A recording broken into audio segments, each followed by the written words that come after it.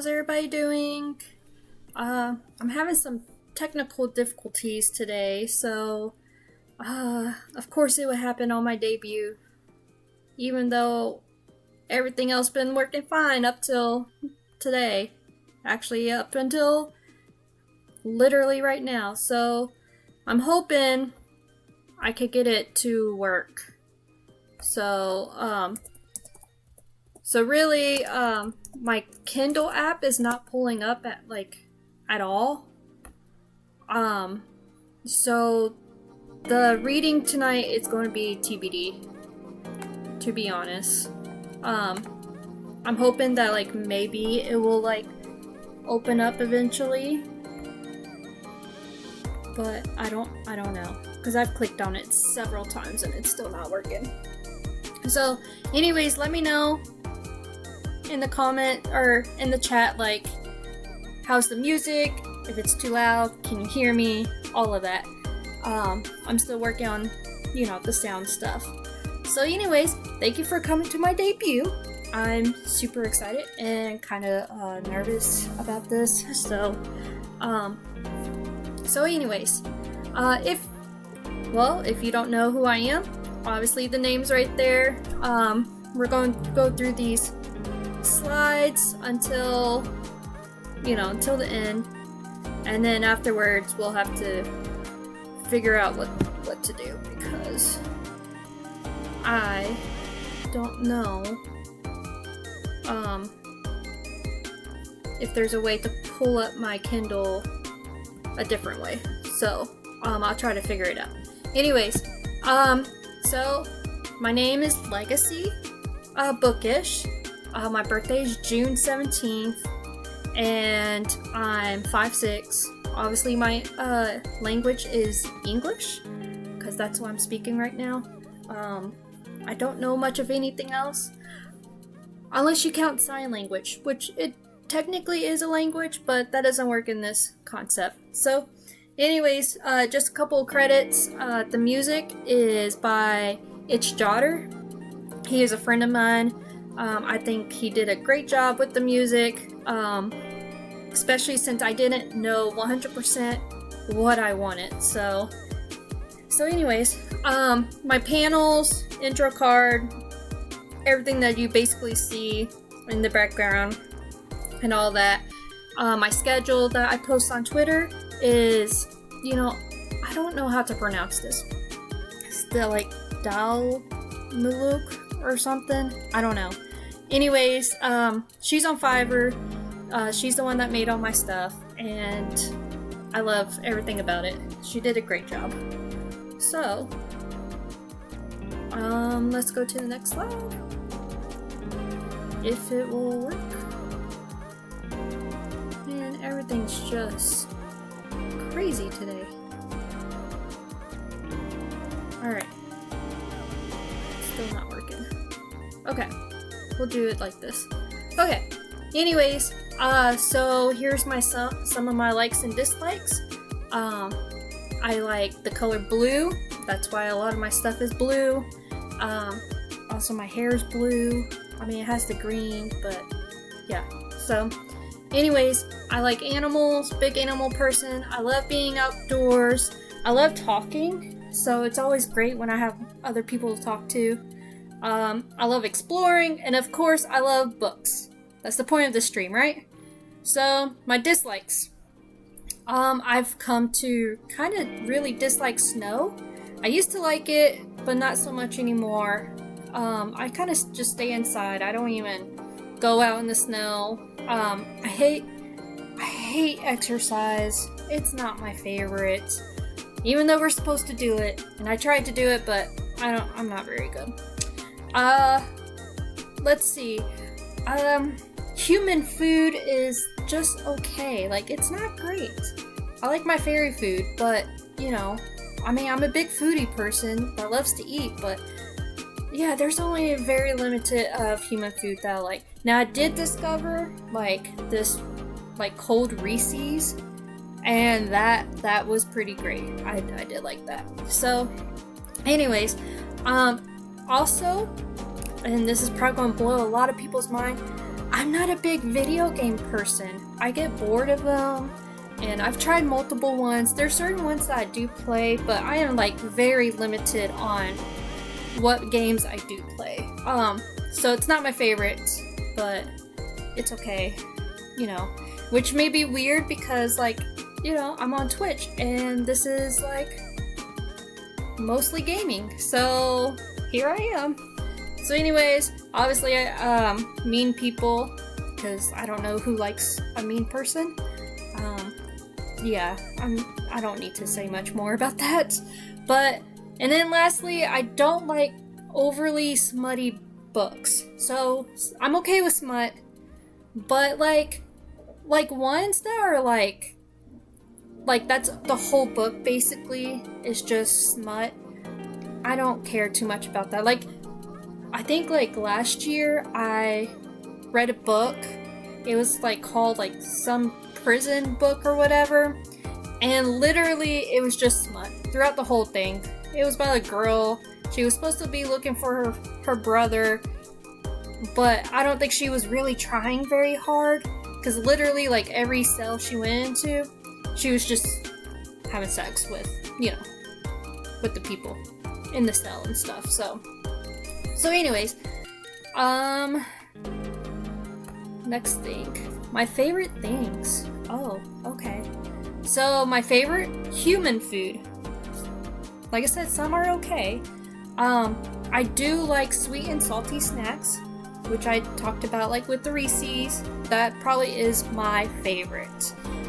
Salty, you know, I like stuff like crackers, and I like chips, and just salty. Now if you mix it together, that's like perfect. I love sweet and salty snacks.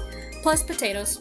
I love all potatoes. The only potatoes I don't is like scallops, and that's because I don't like cheese. So I love potatoes. I always eat potatoes. I always order 2 potatoes when I go to restaurants too. So my favorite podcast, if you are not familiar with this, it's true crime genre is what I listen to. So I listen to a lot of true crime, mainly like Crime Junkie. If you have not heard of them, you must be like under a rock, because they are very well known at this point. And I love all their podcasts. Like, they have different ones.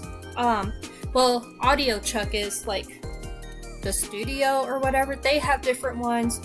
Crime Junkie was like one of the first ones, and you know, one of the good ones. So I love Crime Junkie. I listen to them every week, like religiously. It's crazy. I don't think I've ever missed an episode. So my favorite music is lo-fi. You know, it's just super chill, and it's perfect for reading or going to sleep or whatever. My playlist is like anime lo-fi, because I'm a big anime person. I love anime, as you can see in some of the shows, which we're going to get into. Also Emily. I like her music. I was actually just introduced to her music like recently, like just a few months ago, and I didn't even know it was a thing. But she basically like takes the anime music and turn them into well, you know, she translates them and stuff. So I like her music and stuff. So my shows, mostly anime. I do watch other stuff, like I watch true crime. I have Bridgerton listed there, and I also like what's some other ones? Well, there's a few other ones that I like. I do watch like true crime documentary too and stuff like that. I recently finished The Witcher, which was pretty good. So I do watch other stuff, but these are my favorites. So my favorites would be definitely Fruit Basket and Inuyasha. Those are my top ones. I grew up on basically Inuyasha. I watched that when I was in high school. I did watch the second, like, Inuyasha or whatever. It's pretty good too. I don't think they came out with any new ones lately. So anyways, I also like read manga and stuff. So these are like the mangas that I read too. The other one is Kama-sama Kiss, which is an older one. I do tend to like older anime, so I like that one. That one's pretty good. If you haven't, you should, especially if you like kind of like a romantic anime, then that's right up your alley. I like Demon Slayer, which, you know, that's pretty popular. I don't know who doesn't know Demon Slayer, so obviously that's pretty good. And then this is a new one that just like came out recently on Netflix. It's called My Happy Marriage, and I'm really enjoying it. I'm not caught up because I've been kind of busy, but it's really, really good. That one's another, I guess, romance one. I guess I kind of like anime romantic anime or whatever. So, anyways, the next one's Bridgerton, which I mentioned, and Queen Charlotte, which kind of goes with that, was really good. So I like that show. That's a favorite. Cobra Kai is another one. If you have not seen it, you should, especially if you like karate. That's right up your alley. And then lastly, I guess I forgot to put the last part, but it's called Maid Sama. That one I really like. The manga's the manga's longer than the anime. The anime is only like a few seasons. I don't know why they stopped it, but that one's pretty good too. I like that one. Same thing with some of the other ones. It's a romance anime. So the next thing is my hobbies. Let me see if I can pull up the Kindle yet. It's still not coming up. Okay. Anyways, so my hobbies are reading, obviously. That's what we're going to be doing, is reading. Watching anime, which I just talked a lot about. And then caring for animals. I feel like I do that on like a daily basis because I do have animals. Yeah, I have like 4 cats. I have a dog, and I have a couple fish. I want to get a turtle eventually. I used to have a turtle, and I really miss having a turtle. Like, not like one of the water turtles, but like just a land turtle, you know. I guess it's more of a tortoise, not really a turtle. So, alright, being outdoors, like, I'll read outdoors, I'll go hiking, swimming, like, I just like being outdoors. I don't know. Obviously taking pictures of books, because I do have a Bookstagram, and then streaming, which, that's what I'm doing now, you know? But, just a little disclaimer, my hobbies do change quite a bit. It's part of the whole ADHD thing that I have going on, but, yeah, I will tell you, it does change. I go through phases. Yeah, very few ever stick and whatnot. So, like, I went through a phase of crafts. So I have tons of crafts, but I haven't messed with them for a while. Eventually I'll get back into those. So, the next one is my streaming plans. So my streaming plans are to do like book reviews, maybe book hauls. I'm gonna try it and see. Basically it's just me like, you know, like showing you what I recently got or whatever, bought, given, whichever. Book reactions, I feel like may go with the book reviews too. And then if we're here for readings, and always like a lot of the readings that we're going to be doing, I have not read previously. So if there's a reaction during the time that I'm reading, then there you go. Book mail kind of goes with book hauls. These are the genres that I will be doing for sure. Is fantasy, young adult, psychological thriller, and horror. Those are the main ones that I like to do. Those are the main ones that I read. Now, I may, every once in a while, I'll go outside of my genre, especially like I'm in book clubs and I'll do reviews from those books or whatever. So sometimes there'll be a romance in there or some other ones. true crime is kind of a maybe. And the only reason why I wasn't going to, but then like I bought like 2 books from like an author that lives near me, and so I may do a true crime. I actually have not tried the true crime genre, so we'll see.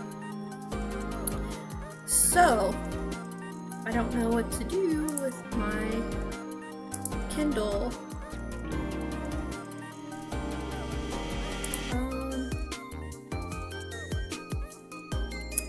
If you give me a minute, I don't want to like restart the computer,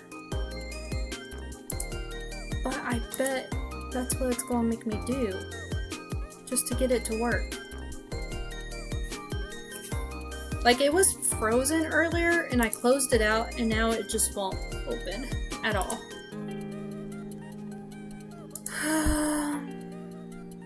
Let's see.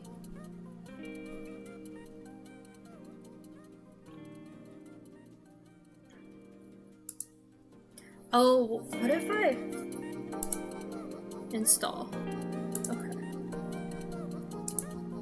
What if I uninstall it? Let's try that. I don't want to do that, but if I have to, I will. Sorry about this, guys.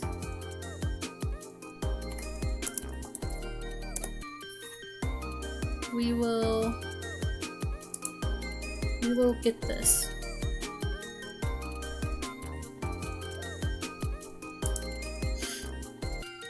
So, well, if y'all like could just tell me how your day went. I didn't really like go much into today. I just kind of jumped into a whole lot.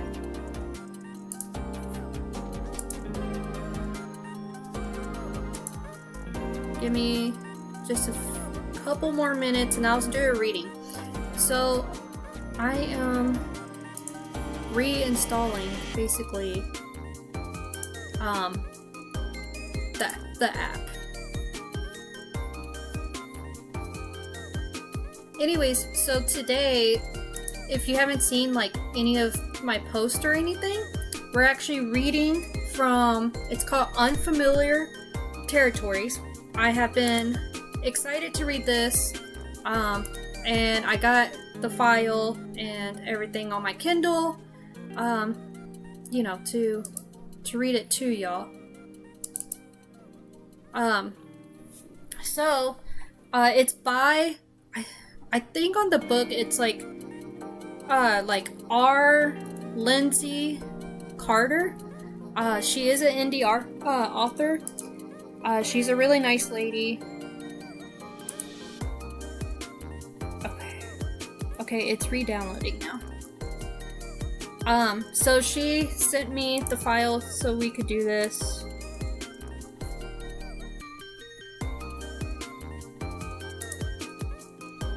Okay.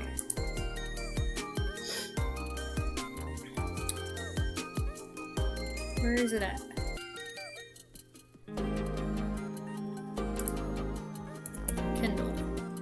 Kindle. Alright. So now we're going to sign in.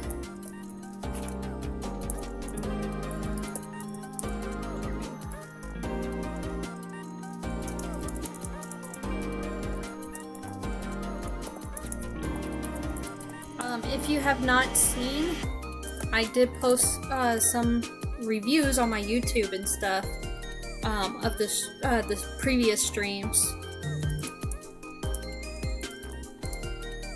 Alright, I'm going to probably be frozen for a second, so just give me a second. I'm kind of embarrassed by this happening.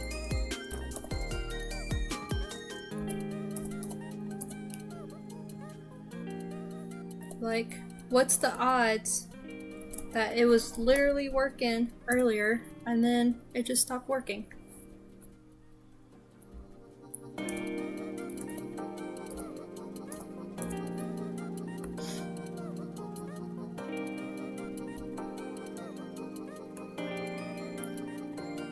Okay. So let's look for... Let me see if it will...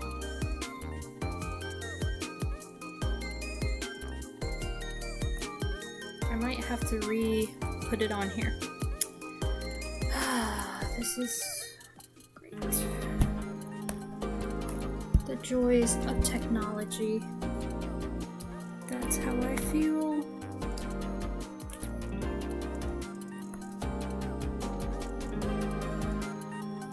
Okay. Obviously, I have a lot in my library.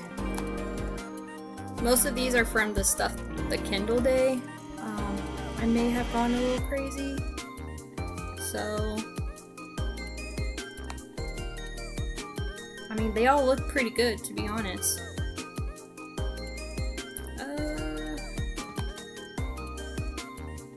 Where is hers? Oh, Bought with Blood. Oh, that reminds me.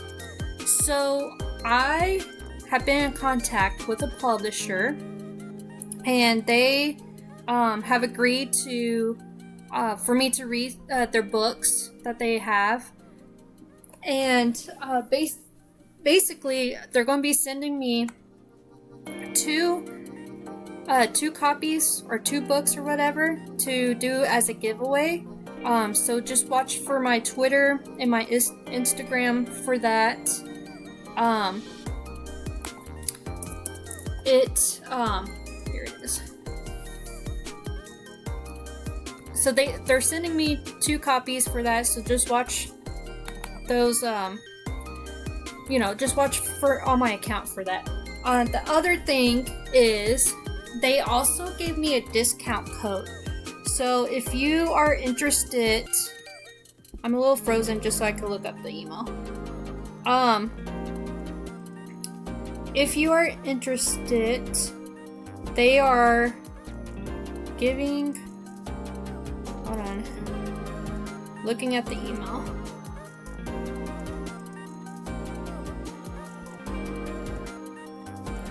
Okay, so I will share this link. There's a link, and whoever is basically listening to my streams will be able to use this promo code. It is it's on Etsy. The promo code is LegacyBookish, and you basically will get 10% off on their products that they have there. So I think there's a couple of books on there that you would get 10% off on.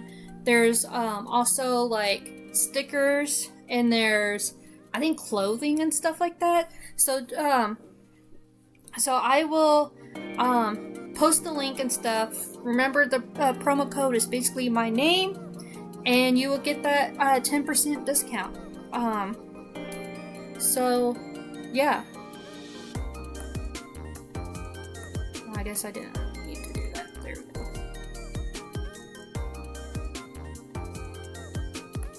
go. Okay. We did have a cover, and now we don't. So, that's a little disappointing. Oh well. Doesn't affect the reading. Because I did have this set up full screen.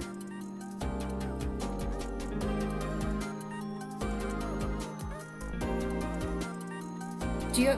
Oh, I don't like the column.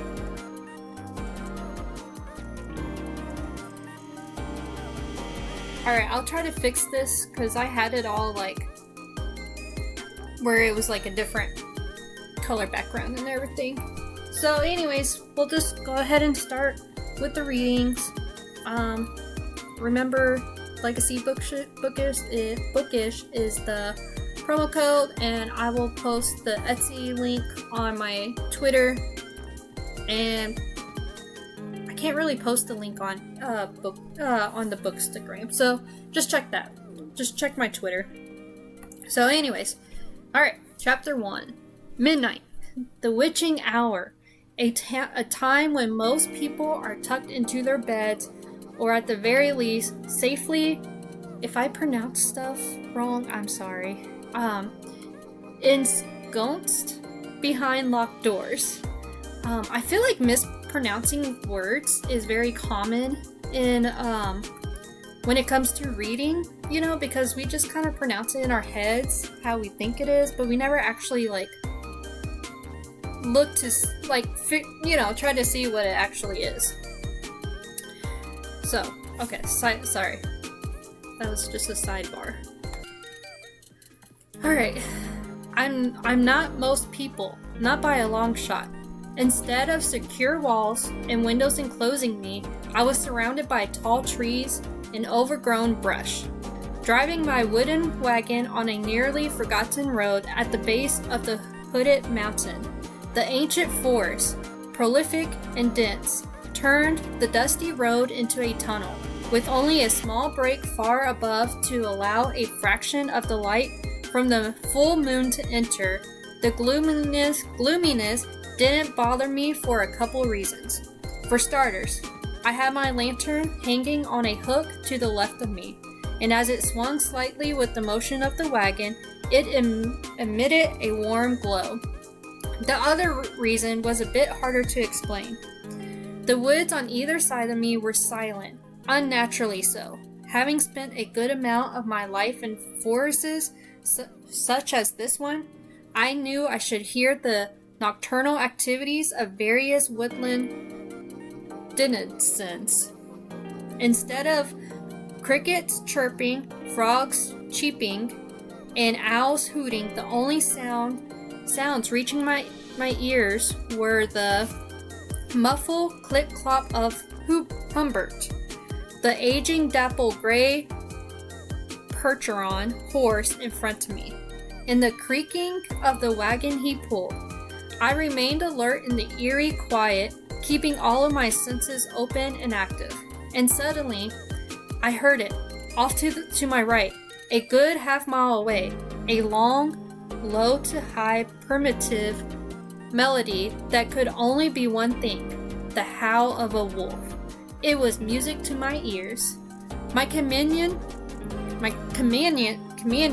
within the wagon must have heard it too, for the old wooden vessel gave a great lurch to the side, nearly taking two of the wheels off of the ground. The lantern swayed dangerously by my head, forcing me to lunge to the side.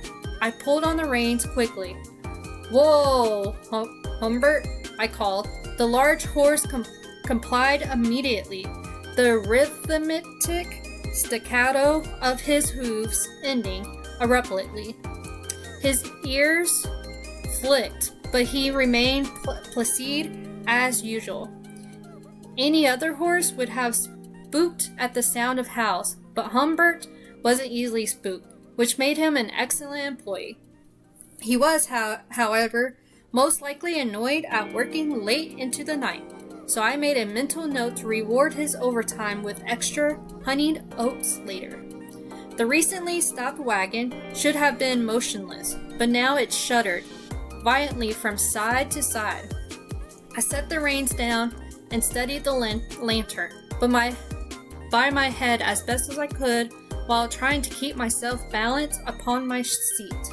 I opened the hatch to the interior behind me and surveyed the pitch black inside. "Calm down, won't you?" I admonished the darkness within. A low, deep growl answered me. I rolled my eyes in exasperation as I relatched the hatch and got down from the seat. At least my rebuke had worked, because the wagon had stopped rocking. I smoothed out my trousers and vest and quickly stretched my back to work out some kinks that I had taken a company during the wagon ride.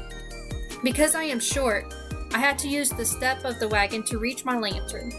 But once I had it off the hook, I made my way to the rear of the wagon. My wagon was of simple design, basically a box with no windows.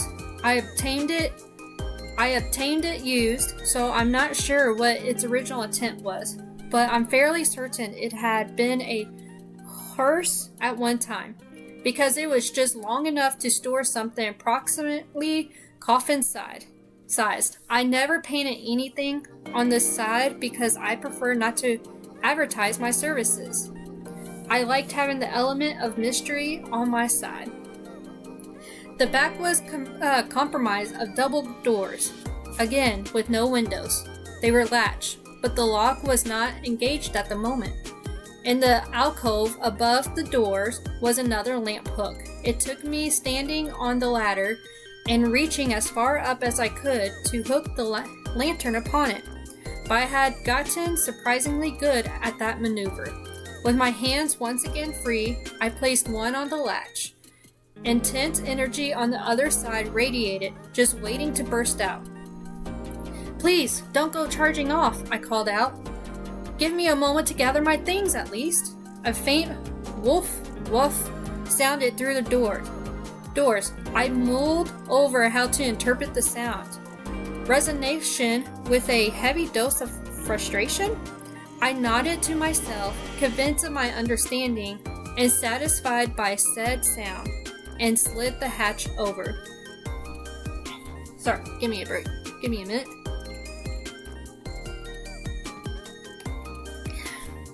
I flung the doors open and leapt out of the way as a very large, dark mass bounded out of the wagon and started sniffing the air. With my companion out of the wagon, I quickly jumped into the open back and, opening the shallow cabinet on the wall, found the silver shackles in their right place. I grabbed them, clipped them to my belt, slid back out, and relatched the wagon. While I doubted any thieves were out here, I also locked it. My companion regarded me with impatient yellow eyes while I did this task. He growled again, very low in his throat. This, I knew, was not a threat, despite its intensity, but rather a frustration over having to wait. I ignored him while I slipped the key back into my vest pocket. I was used to his impatience. The eerie howl once again reverberated through the forest, electrifying the both of us. Meeting his eyes, I gave a nod of my head, and my companion instantly tore off into the woods. I followed. He, of course, was much faster than me, and I almost instantly lost sight and sound of him. But I wasn't worried. He had long since worked out a system in which he would purposely dig his claws into the ground as he ran, leaving a noticeable trail of the dresses for me to follow in his wake. Tonight was no different. Although I had left the lantern back at the wagon and the light of the full moon wasn't strong enough to penetrate to the forest floor, I had little problem seeing the trail of freshly disturbed dirt and leaves. After all, my night vision is better than any humans I know. In situations such as this, time is always of the essence. I ran along the trail at a steady pace, keeping my senses alert to avoid low-hanging branches and fallen limbs in my path. While my soft and comfortable leather boots pounded a quiet rhythm on the forest floor, the silver shackles jangled and bounced against my trousers as an accompaniment. The faint trail led upward through the forest of a mild incline, which made me thankful I was in shape. Perhaps 7 minutes into the forest, my ears picked up the first sounds of an altercation. I quickened my pace, adrenaline sharpening my reflexes that much more. I burst through some shrubs and into a small clearing at the top of the hill, the sudden light of the full moon momentarily dazzling me. I paused to adjust to the light, panting mildly. As soon as my vision cleared, I saw I had reached my target. Two large canine bodies took up the middle of the clearing, rolling together in fierce battle. I couldn't distinguish who was who as they tumbled about, snarling, biting, and clawing their way to hopeful victory. As I watched, the massive limbs separated enough for me to make out the opposing forces. One, a massive black, shaggy ball of canine anger, and the other a slightly larger, gray, wolf-like creature whose limbs rippled with muscle. They were my cohort and our quarry, the werewolf. I seen a few such skirmishes over the past year. But, like every other time, I couldn't help but admire the form of the two components involved, especially the werewolf. While werewolves were terrifying monsters, the savage elegance of such beasts was something I could appreciate from afar. This particular individual was no different. About the size of a small horse, the lycanthrope, I think that's how you say it, moved with a deadly, predatory grace. Its lupine snout snarled at my companion, showing off pointed, pearly teeth in the moonlight. The limbs of the beast were a mix between a canine and human, slightly longer in the back and the front ending in what could pass as hands. To the casual observer, it would appear to be a fair fight. I knew better than that, though. While the lycanthrope had size and ferocious strength to its advantage, the other had cunning and stamina. Already, I could discern the supernatural creature was trying. Finally, with one last slobbery and exhausted howl, the werewolf backed away from the fight, a clear sign of surrender. My companion, however, refused to acquiesce. When the werewolf turned its back to flee, the black canine leapt onto said back and clamped its large jaws around the neck of the wolf creature. Sorry. Need a little drink.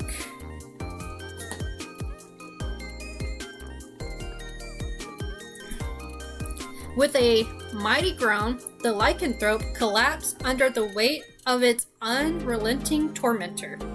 With its neck still held in the vice of the black beast above it, it gave a whimper.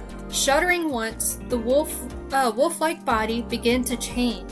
It shrank into itself as hair became sparse, and muzzle, tail, and claw appendages morphed into something much more insidious. I'm sorry, guys. After 15 seconds, the mighty and terrifying werewolf was gone.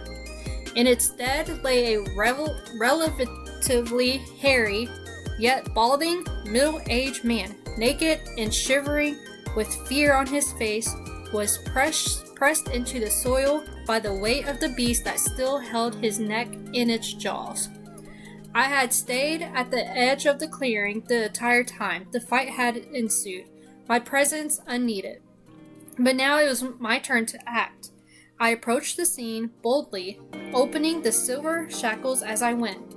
My companion met my eyes as I advanced, and he silently shifted his body to one side to expose both arms of the man. Keeping his grip on his neck, all the while, swiftly I grabbed the man's left arm and collapsed the cuff over his wrist. Before reaching across to do the same to his other arm, shackling them together behind his back. Only when I gave a nod did my companion release the neck, but he stayed hovering over the shaking form. The man stayed frozen for a heartbeat more before slowly raising himself to his knees, still facing away from me. I unclasped the next shackle and slowly fitted to the back of his slobbery neck. As I latched it with a concluding click, I spoke a mesmerized speech in my best authoritative voice. Edward James Collier, you are under arrest for the murders of Jonathan Mayer, Agatha Mayer, Colin Mayer, Lance Dubois, Carlotta Hensey, and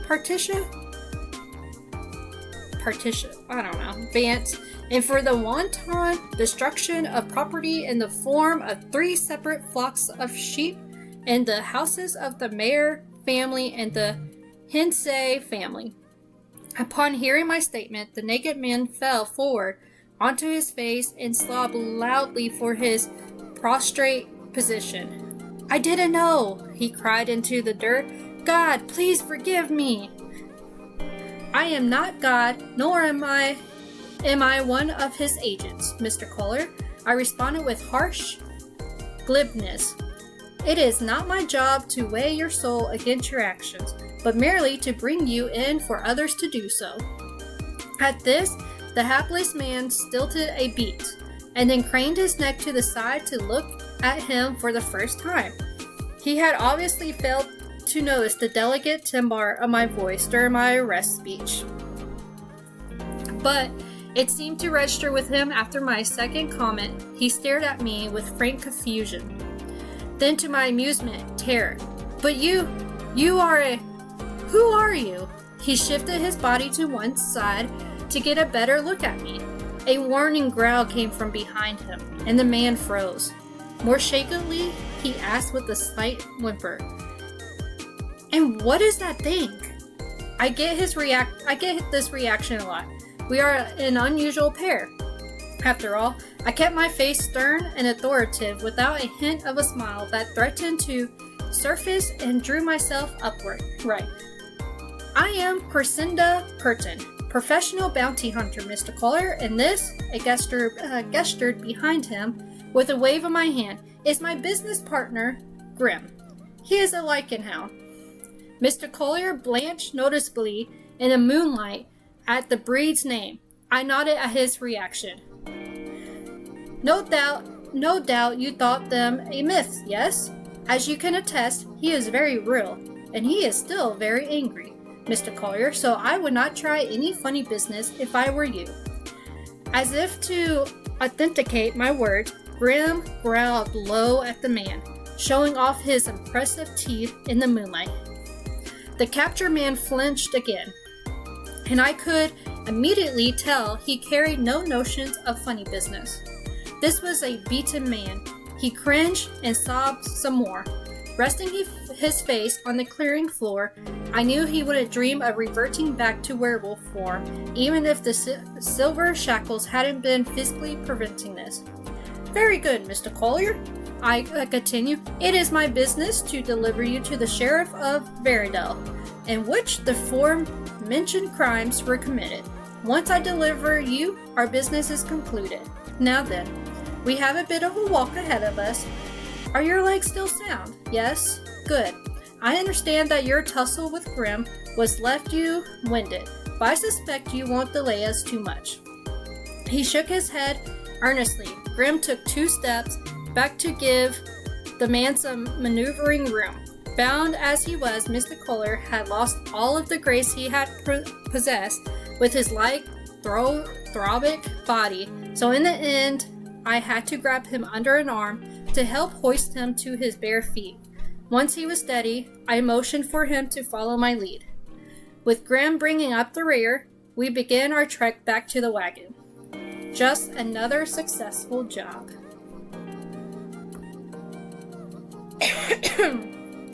Oh, sorry.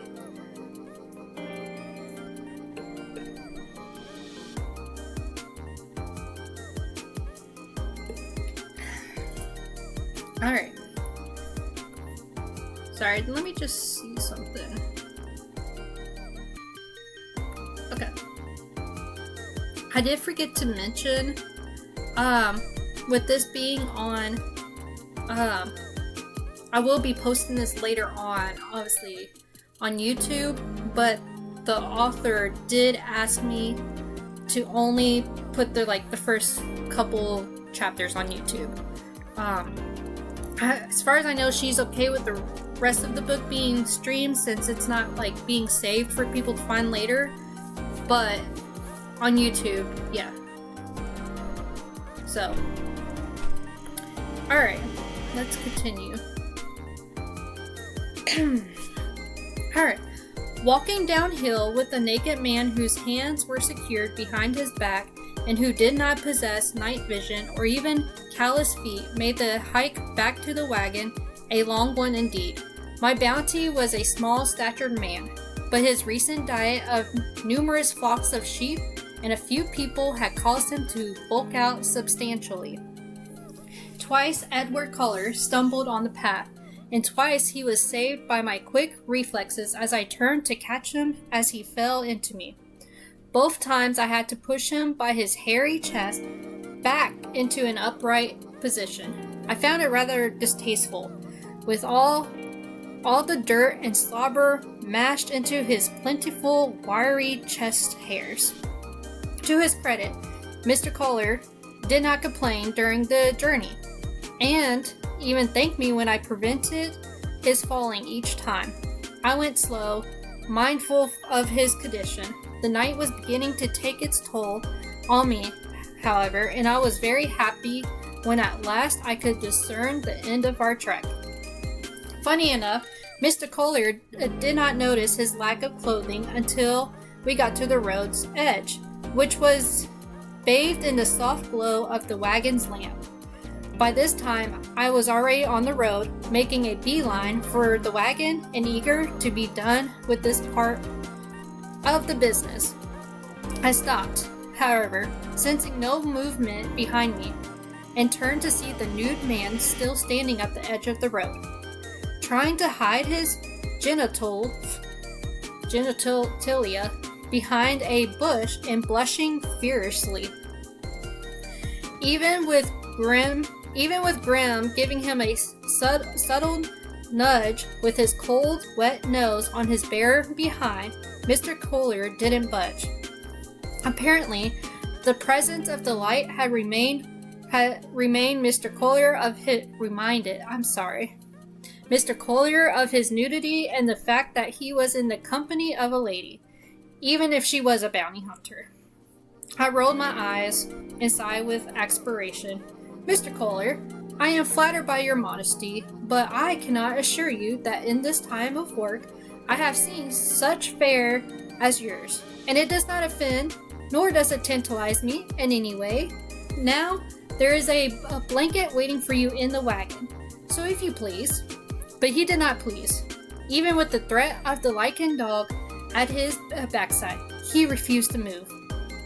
I'm a lifelong bachelor, miss, he stated with more gumption than I had given him credit for, and I won't add indecent exposure in front of a member of the fair sex, especially one so young and pretty as yourself, to my list of sins.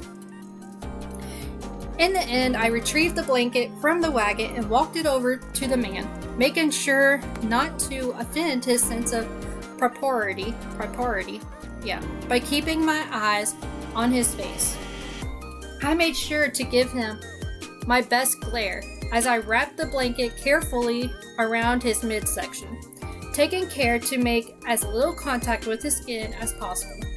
Now that he was properly covered, Mr. Cullen offered no more resistance and meekly followed me to the wagon, clumsily climbed into the back. I took the lamp off its pole and placed it on a hook inside the wagon, illuminating the interior. The unfortunate man had already hunched himself into a corner where a plush mat was placed. Sorry. I must inform you that Grim will be riding in back with you, I told him with a touch of gentleness. As long as you behave yourself, I guarantee no harm will befall you while you are in our care. He said nothing but nod without looking at me. A barely discernible whimper escaped his lips. The pouchy man had started to shiver. Now that his lycanthropy had been temporarily nullified by the silver shackles, and his blood had cooled to a human temperature. Mr. Collier, naked and trembling, with filth covering his body and his head hanging low, looked quite pathetic. I felt a pang of sympathy for him before recalling the many people he had killed and eaten in various murderous rampages during the 3 nights when the moon was fullest. I turned and met Grimm's eyes. Sound asleep, the black dog jumped into the wagon. I studied my partner for a second, checking for noticeable injuries from the fight.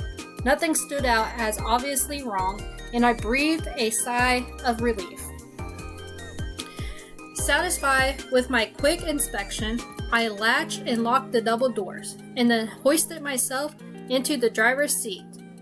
Humbert, who had been snoozing patiently during our absence, shook his head once and started to move the instant my hand got a hold of the reins. He knew where to go. The reins were nothing more than a symbolic gesture. I sighed heavily and leaned back against the wagon, letting my mind wander and my senses relax a bit.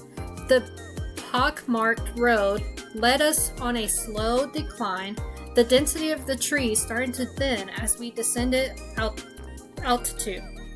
It was very early in morning. Sunrise would occur in a handful of hours. It had been a productive night, but we weren't finished yet. I could only hope that the sheriff of Veridale would handle things efficiently so that I could collect our reward. Drive to a secluded spot, revert to my true form, and purr myself into a deep and deserving sleep. Oh yes, I forgot to mention, I'm a cat. Chapter 2. Alright. I think we're actually going to probably stop right there. I am actually losing my voice from reading out loud, which is kind of funny, but anyways, so yeah, we will continue this. I did post the new schedule if you have not seen it. It is posted on Twitter and Instagram. So we're continuing this story tomorrow. I couldn't decide if we should have continuous days of us just reading the book until it's done, or if y'all want other things in between readings. So for this week, what we're trying, I'm reading tomorrow, and then the next 2 streams are going to be reviews, and then we'll continue the story again. So I will see about trying to read longer, because there are a lot of chapters. There's 30 chapters. So if we only did a chapter a day, well, it's not too bad. We'll get it done in 2-3 weeks or whatever, which is pretty typical for a book. So anyways, so that's the beginning.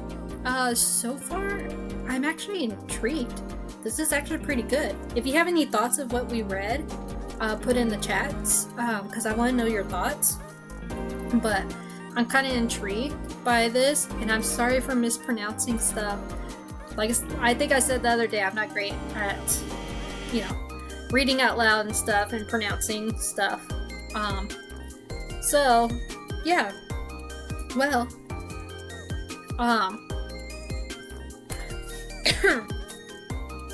what'd you call it? Oh, so yeah, so we'll continue this, and I'll post the other stuff. Just check out my Twitter and Instagram. Everything's gonna be on there. So, well,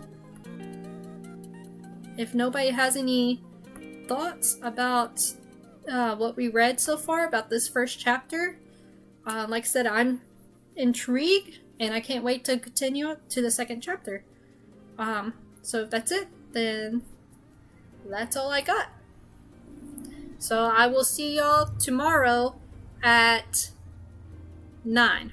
Tomorrow no, not tomorrow. Sorry, it's Monday. Monday at 9, and we will read chapter 2. So